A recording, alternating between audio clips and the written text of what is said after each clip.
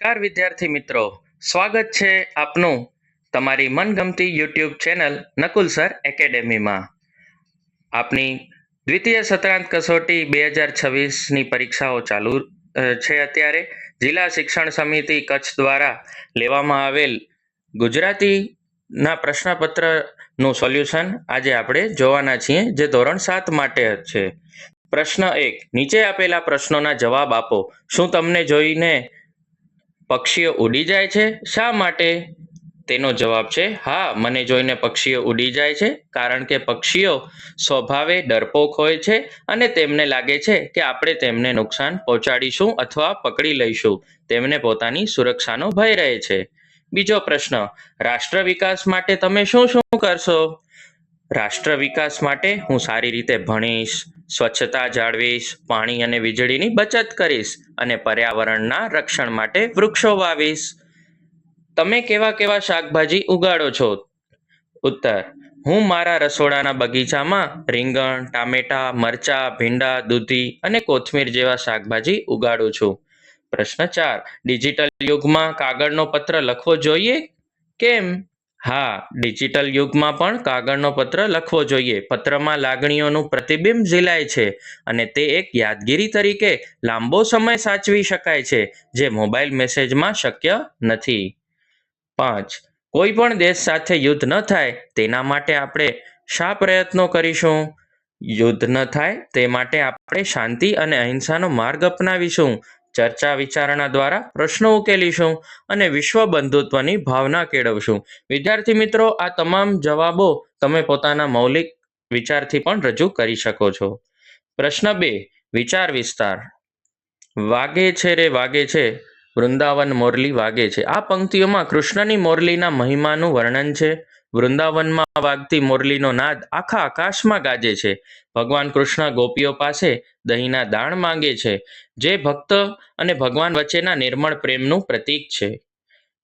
અથવામાં બીજો પ્રશ્ન હતો, સીમાડે જયકાર ગજવશું. આ પંક્તિઓ રાષ્ટ્રપ્રેમ અને સાહસની ભાવના વ્યક્ત કરે છે. આપણે ભારત માતાના સંતાનો છીએ અને સાથે મળીને દેશનું ઉજ્જવળ ભવિષ્ય બનાવીશું. આપણે મુશ્કેલીઓનો સામનો કરી વિજય મેળવશું. પ્રશ્ન 3a, સંજ્ઞાનો પ્રકાર જણાવો. 1, ફૂલો. તો જવાબ આવશે જાતિવાચક સંજ્ઞા. નિર્દોષતા, ભાવવાચક સંજ્ઞા. પાણી, દ્રવ્યવાચક સંજ્ઞા.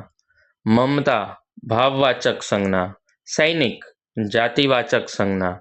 ધાતુ એ દ્રવ્યવાચક સંજ્ઞા પણ આવી શકે અને જાતિવાચક સંજ્ઞા, બંને સાચું પડશે.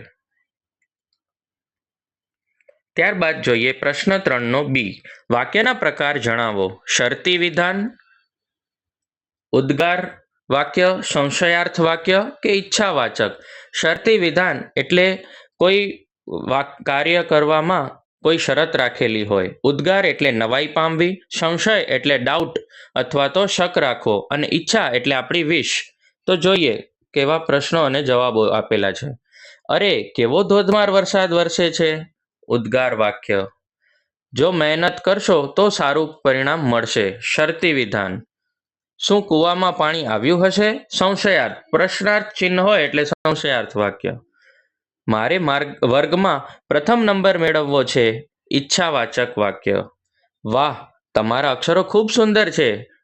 એક્સક્લેમેશન માર્ક એટલે ઉદ્ગાર ચિહ્ન આવ્યું એટલે ઉદ્ગાર વાક્ય. મારે તાજમહેલ જોવો છે. ઈચ્છાવાચક વાક્ય. પ્રશ્ન 4a, લીટી કરેલા શબ્દોના બદલે કૌંસમાં આપેલ શબ્દોનો ઉપયોગ કરી વાક્ય ફરીથી લખો. અમારી ઘોડી ઝડપથી દોડે છે. પેલી છોકરીઓ રમે છે. છોકરીઓ પ્રાર્થનામાં ગીતો ગાય છે. પેલી નર્તકીઓ સરસ નાચે છે. લેખિકા વાર્તાઓ લખે છે. કૌંસમાં આપેલા બંને શબ્દોનો ઉપયોગ કરીને આપણે અહીં વચનમાં પણ પરિવર્તન કરેલું છે. ચાલો વિદ્યાર્થી મિત્રો, હવે પ્રશ્ન 4નો બી જોઈએ. શબ્દ સમૂહ માટે એક શબ્દ વિકલ્પ પસંદ કરો. સાધુને જુદા જુદા દેશમાં ફરવું ગમતું હતું. તો દેશાટન. આ સુંદર સૂક્તિ છે. ઉત્તમ ઉક્તિ કે કથન. નવરાત્રિ માટે યોગ્ય શબ્દ લખો. નવરાત્રિનો સમૂહ. સભાજન માટે શબ્દ સમૂહ કયા વાક્યમાં વપરાયેલો છે? તો એ સભામાં બેઠેલા લોકો ધ્યાનથી બધું સાંભળતા હતા. ચારે દિશામાં આનંદભર્યો કલબલાટ ગુંજી રહ્યો હતો. તો તેમાં કલરવ જવાબ આવશે ડી. ત્યારબાદ પ્રશ્ન 5A, ભાવવાચક શબ્દ શોધી નવું વાક્ય બનાવો. ભાવવાચક શબ્દ સચ્ચાઈ. વાક્ય: જીવનમાં હંમેશા સચ્ચાઈના માર્ગે ચાલવું જોઈએ. આ બધા વાક્ય તમે તમારી રીતે પણ બનાવી શકો છો. આનંદ: દિવાળીના તહેવારમાં ચારે બાજુ આનંદનું વાતાવરણ હોય છે. ભાવવાચક શબ્દ ધીરજ: મુશ્કેલ સમયમાં ધીરજ રાખવી ખૂબ જરૂરી છે. ત્યારબાદ પ્રશ્ન 5B, સંવાદ લેખન. સંવાદ એટલે કોઈ બે વ્યક્તિ એકબીજાથી વાતચીત કરી રહ્યા છે, ડાયલોગ છે, એને સંવાદ કહેવામાં આવે છે.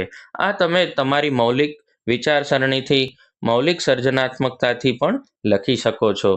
મિત્રના પિતાની તબિયત ખરાબ હોવાથી તેને આશ્વાસન આપતો સંવાદ. હું: કેમ છે મિત્ર, તું કેમ આજે આટલો ઉદાસ દેખાય છે? અરે દોસ્ત, પપ્પાની તબિયત અચાનક બગડી છે એટલે હોસ્પિટલમાં છે. મને પરીક્ષાની ચિંતા થાય છે. હું તૈયારી નથી કરી શક્યો. હું: તું ચિંતા ના કર, અંકલ જલ્દી સાજા થઈ જશે. તું આખરે પપ્પા પાસે રહે. પરીક્ષામાં હું તને ચોક્કસ મદદ કરીશ. મિત્ર: પણ અભ્યાસનું શું? ઘણું બાકી છે. હું: આપણે સાથે મળીને રિવિઝન કરી લઈશું. તું હિંમત રાખ, બધું સારું થઈ જશે. અથવામાં બીજો પ્રશ્ન હતો, વક્તૃત્વ સ્પર્ધામાં સ્ટેજ પર ડર લાગવા અંગે શિક્ષક સાથે સંવાદ. આમાં વિદ્યાર્થી અથવા હું લખી શકાય અને શિક્ષક અથવા શિક્ષકનું નામ પણ લખી શકાય. પ્રણામ સાહેબ, મારે એક વાત કહેવી હતી. શિક્ષક: બોલ બેટા, વક્તૃત્વ સ્પર્ધાની તૈયારી કેવી ચાલે છે? વિદ્યાર્થી: સાહેબ, મેં તૈયારી તો પૂરી કરી છે, પણ સ્ટેજ પર જતાં જ મને ખૂબ ડર લાગે છે. હું બધું ભૂલી જાઉં છું. શિક્ષક: ગભરાવાની જરૂર નથી. સ્ટેજ પર જઈને ઊંડો શ્વાસ લેવો અને સામે જોવું. તારામાં ઘણો આત્મવિશ્વાસ છે. વિદ્યાર્થી: શું હું સારું બોલી શકીશ? શિક્ષક: ચોક્કસ, ભૂલ પડે તો પણ અટકવું નહીં. તું બહુ સરસ બોલે છે, બસ હિંમત રાખ. વિદ્યાર્થી: ભલે સાહેબ, હું મારો પ્રયત્ન કરીશ. આભાર. પ્રશ્ન 6A, આપેલ ફકરાનું વાંચન કરી નીચે આપેલ વિકલ્પોના જવાબો આપો. જ્ઞાનનો ઉપયોગ કરવાથી તે વધે છે. બી. જ્ઞાનને જેટલું વહેંચીએ કે વાપરીએ તેટલું તે વધુ દ્રઢ અને ઊંડું બને છે. 2. સંપત્તિ અને જ્ઞાન વચ્ચેનો મુખ્ય તફાવત ફકરા મુજબ કયો છે? સંપત્તિ લૂંટી શકાય છે, પણ જ્ઞાન કોઈ છીનવી શકતું નથી. 3. ફકરા મુજબ સાચો કિંમતી માણસ કોને ગણવામાં આવે છે? જેની પાસે જ્ઞાન, સંસ્કાર અને ઈમાનદારી જેવા ગુણો હોય.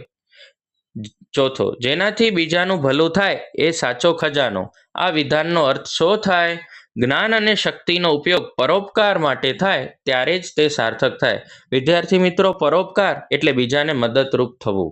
લેખકના મતે જ્ઞાનને ભાર વગરનો ખજાનો શા માટે કહેવામાં આવ્યો છે?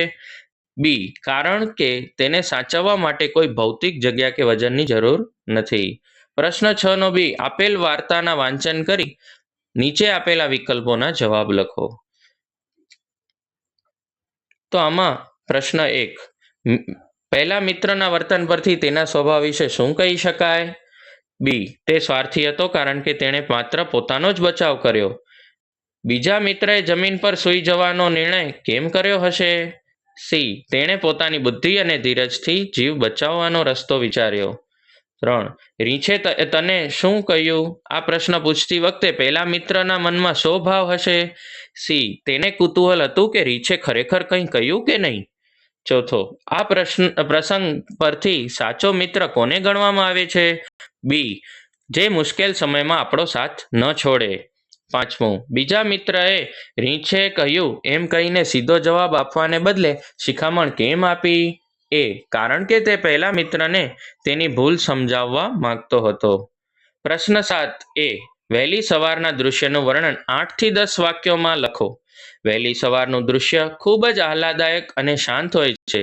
સૂર્યોદય પહેલા આકાશમાં વિવિધ રંગોની છટા જોવા મળે છે. પંખીઓનો મધુર કલરવ વાતાવરણને જીવંત બનાવી દે છે. મંદ મંદ વહેતા ઠંડા પવનથી મન અને શરીર તાજગી અનુભવે છે. ઘાસ અને ફૂલો પર પડેલા ઝાકળના બિંદુઓ મોતીની જેમ ચમકે છે. મંદિરોમાંથી આવતો આરતી અને ઝાલરનો અવાજ ભક્તિમય વાતાવરણ ઊભું કરે છે. ખેડૂતો પોતાના બળદો અને હળ લઈને ખેતરે જવા નીકળે છે. લોકો સ્વાસ્થ્ય માટે ચાલવા કે કસરત કરવા નીકળે છે. સવારનો સમય નવી આશા અને નવી ઉર્જાનો સંદેશ લઈને આવે છે. પ્રશ્ન 7 બી. આપેલા શબ્દો, શબ્દ સમૂહ, કહેવત અને રૂઢિપ્રયોગનો ઉપયોગ કરી વાર્તા લખો. એકવાર અમે શાળામાંથી પ્રવાસ જવા નીકળ્યા. અમે રસ્તામાં એક સુંદર દેવીનું સ્થાનક જોયું. તે મંદિરનું પ્રવેશ માટેનું દ્વાર ખૂબ જ ભવ્ય અને કલાત્મક હતું. મંદિરની આસપાસની કુદરતી સુંદરતા જોઈને અમે સૌ રાજીના રેડ થઈ ગયા. ત્યાં અમે ગાયોને ચરતી જોઈ. તે જોઈને અમારા શિક્ષકે સમજાવ્યું કે જીવનમાં હંમેશા પુરુષાર્થ કરવો જોઈએ, કારણ કે કહેવત છે કે ફરે તે ચરે ને બાંધ્યો ભૂખે મરે. જે આળસ છોડીને પ્રયત્ન કરે છે તેને જ સફળતા મળે છે. આ વાત સાંભળી અમે સૌએ નક્કી કર્યું કે અમે હંમેશા મહેનત કરીશું. આમ આપણે તમામ શબ્દ સમૂહ હોય, કહેવત હોય કે પછી રૂઢિપ્રયોગો હોય કે અન્ય શબ્દો જે કાઉન્સમાં આપેલા હતા તેનો ઉપયોગ કરીને એક સરસ મજાનો ફકરો બનાવી અને વાર્તા લખી છે. હવે નિબંધ. જો પંખીને પાંખ ન હોય તો આ તમે મૌલિક સર્જનથી કાલ્પનિક રીતે લખી શકો છો. ત્યારબાદ વૃક્ષોનું મહત્વ. એ પણ ખૂબ સરળ નિબંધ છે જે વૃક્ષોનું મહત્વ દર્શાવતું નિબંધ છે. તો વિદ્યાર્થી મિત્રો, આ હતો આજનો આપણો વિડીયો જે ધોરણ 7ના પ્રશ્નપત્ર ગુજરાતી વિષય માટેના જવાબો સાથેનો હતો. તો આપને આ વિડીયો કેવો લાગ્યો તે ચોક્કસથી કોમેન્ટમાં જણાવશો. અને તમે જો આ ચેનલમાં નવા છો તો સબસ્ક્રાઈબ કરવાનું અને લાઇક બટન દબાવવાનું ન ભૂલજો. તો ફરી મળીશું આવા જ નવા વિડીયો સાથે આવતા વિડીયોમાં. આવજો.